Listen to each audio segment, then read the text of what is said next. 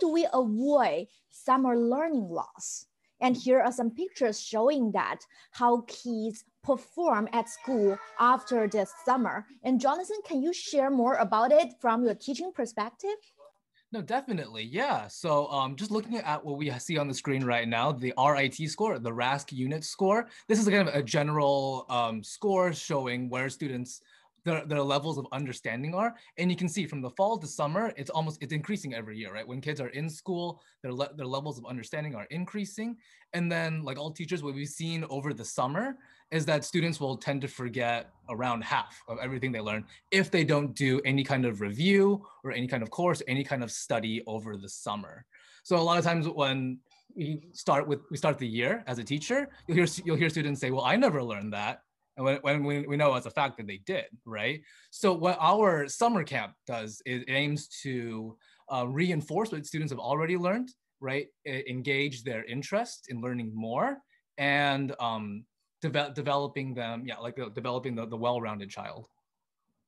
Thank you so much for sharing, Teacher Jonathan. I cannot agree with you more that how we need additional support to set up for a well-rounded child, especially during the summer when they lack of supervision from the school system and all the control is coming from their parents, like how we can make arrangement for them ahead. Because when you look at the summer learning loss, actually deep down what happened in the kids' brain is how they can maintain the short-term memory that they gain from classroom, right? I don't know if you guys heard about the short-term and long-term memory. Most things our kids get from the classroom when they interact with other kids, when they get the knowledge from their teachers are actually part of their short-term memory. And if they don't do anything with it, if they don't review the assignment right after the class, and think about, guess how many percent they're gonna have the next day. Jonathan, you probably know the answer. We're all from the education psychology part. Like the parents can guess it, like how many percent they can maintain. Maybe 50, maybe 30, maybe 20. Mm-hmm. Less than 7%.